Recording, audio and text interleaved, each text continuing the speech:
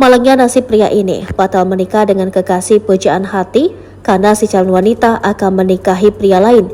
Bukan hanya itu, kesedihan pria ini juga tak terbayarkan dikala mengetahui saldo ATM juga habis.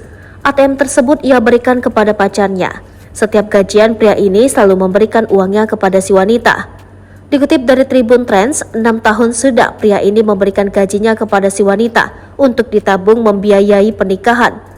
Ia juga beberapa kali pingsan seperti yang terekam dalam sebuah video viral di media sosial.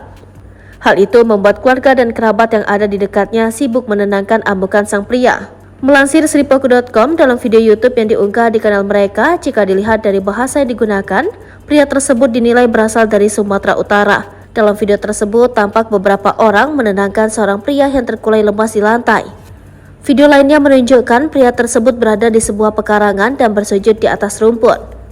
Beberapa orang yang diduga adalah keluarganya berusaha menenangkan pria tersebut. Video tersebut kemudian banyak menuai komentar dari netizen. Sebagian mengatakan bahwa tak seharusnya pria tersebut menyerahkan gaji dan ATM-nya ke pasangan yang bukan istrinya.